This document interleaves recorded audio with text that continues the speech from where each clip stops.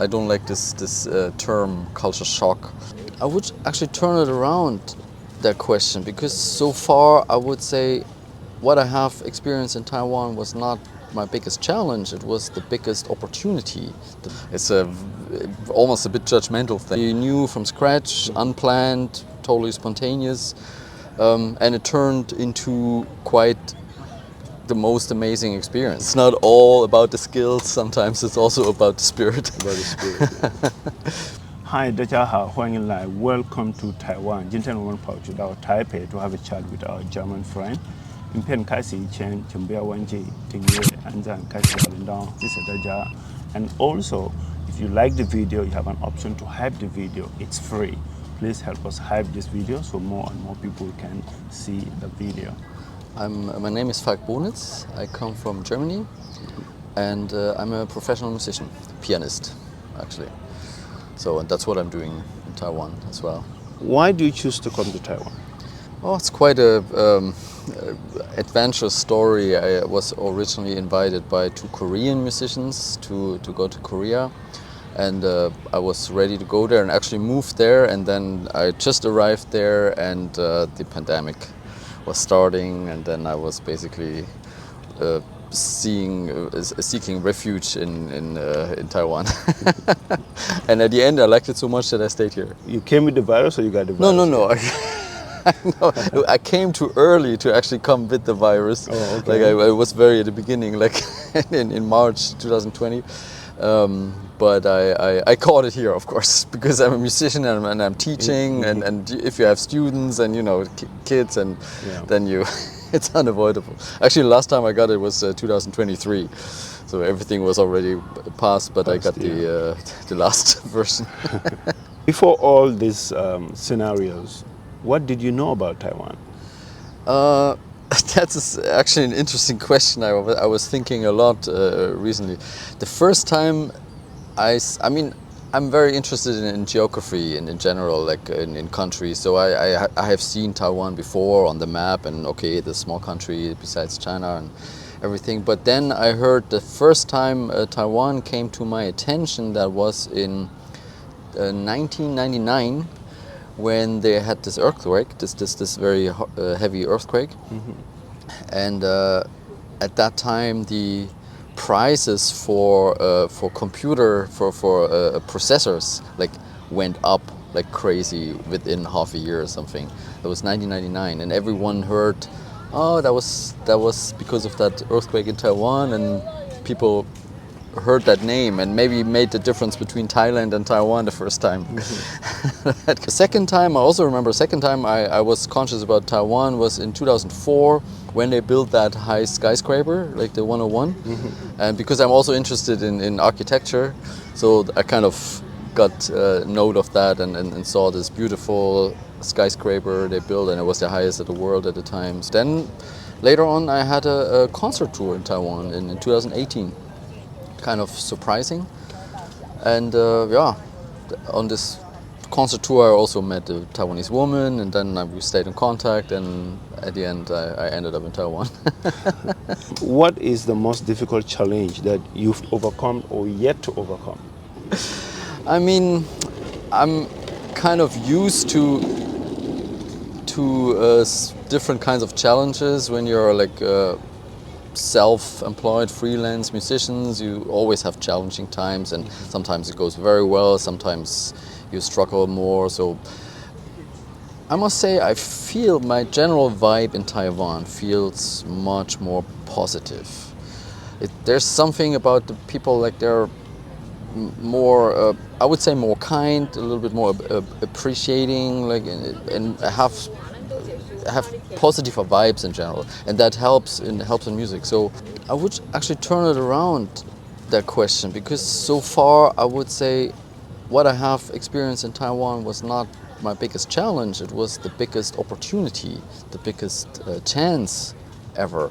And that was quite amazing when I came to Taiwan. Like these first couple of months I lived in this notion of not knowing what the future will bring at all, and that gave me a very strong freedom, and this was something still marking me today.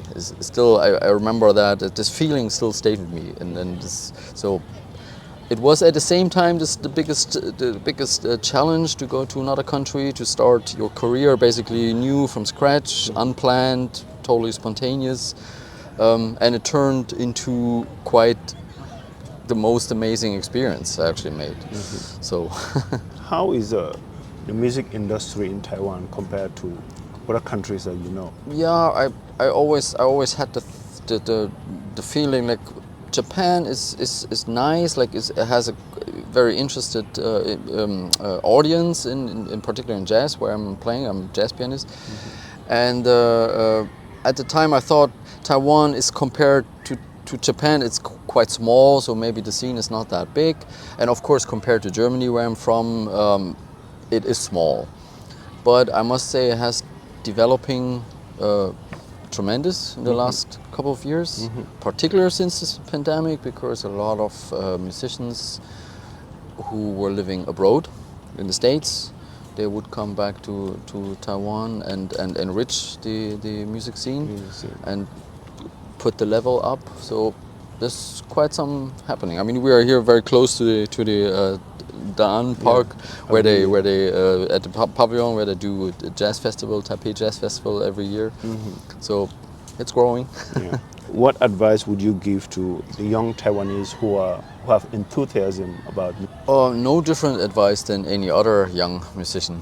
They have to listen to good music and listen to masters and learn, and then if we talk about jazz, they have to also explore their own soul in music. But it's pretty much the same, like everywhere. I mean, Taiwan has quite a strict musical education system. In general, a very strict education system, and the musical side is also maybe sometimes a bit too strict. So I would always loosen them up a little bit. Like say, okay, come on, relax. It's not all about the skills. Sometimes it's also about the spirit. Talking about music, a company named Youlisn has these new amazing technology headphones. I've been struggling to find a headphone that suits me until they offered me their new amazing technology headphones. Once I started using it, I've never looked back. I now have this anywhere I go. When I travel, when I go to work, or when I have interviews like today, riding a bike or exercise or anything that I do, I always have these headphones with me. As always, when I fell in love with a product, I love to share with my loved ones. And I'm now sharing this with you, my wonderful viewers. This will open your eyes to a whole new experience and a new wavelength. It's a super waterproof IPX7, 4GB memory for offline usage, and a very stable connectivity. So quickly go click on the link in the description below to get your pair at a discount price for Welcome to Taiwan fans. And honestly, I'm happy for you. All right, if you had to change anything in Taiwan, what would it be? This is actually what I'm actively trying to do in the music scene. I try to make the people more, students, for example, or if possible, also other musicians. I try to make them aware about that music, and this is not all about skills and not all about like fulfilling a task or something, or doing it in the right way. So I would try to loosen them up a little bit and try, okay, you know, you have the right to do the music your own way. Because I heard many times that some Taiwanese people, musicians, don't believe that they have the right to do the music in the way they want to do.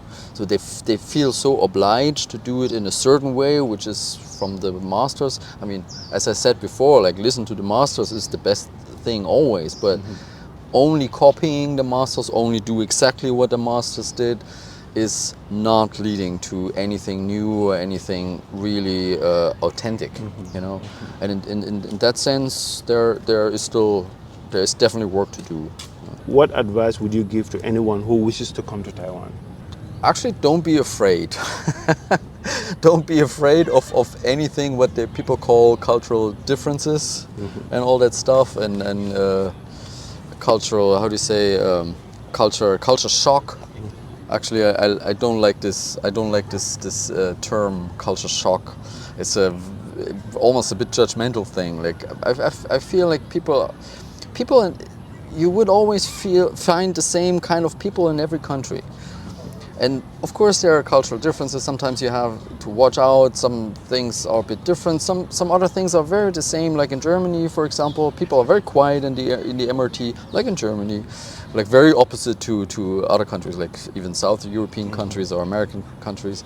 So some things are surprisingly similar, and other things are different. Like the food, of course, the food is different, but I also don't like a lot of the German food. You know, so sometimes I don't like all the Taiwanese food, but there's some of the Taiwanese food is just amazing. So you know, you just have to discover your place. You have to discover your what you like the most, but that would not be really different from home. Yeah. And regarding the people, yeah, as I'm saying, it's like you find your kind of soulmates, your friends, you find them everywhere. That's right. So if you had to introduce any Taiwanese culture to the Germans, what Taiwanese culture would you like to introduce? Food culture. Okay. Because, yeah, German food culture is kind of limited a bit. There's some nice things, of course. Sometimes I miss it a little. But yeah, this notion for enjoying food, enjoying life also a little bit. I mean, yeah, sometimes the Taiwanese are a little bit like the Japanese, also like very focused on work, but I still feel that they have a little more sense of enjoyment and of relaxation and of letting things going and going with the flow a little bit. So this I appreciate, and I can only recommend that to Germany. So what German culture would you like to introduce to Taiwanese? Honestly, I couldn't even think about it. Like traditionally, you would have said, yeah, the Germans are always so on time and always so reliable. But honestly, in the last couple of years, they got a little bit shattered, that image. So better don't look to Germany too much. Okay, they still build the best cars, maybe, I don't know. Interesting. Yeah, there was actually a funny thing. Is I very often I'm talking to Taiwanese people about, like, when they talk about Germany, and they say, yeah, Germany, you know, in Japan and in Taiwan, the trains are so on time because we learned that from Germany. And then I tell them, just please don't go to Germany at the moment. They totally forgot how to do that. Okay. Do you have anything else to tell Taiwanese people?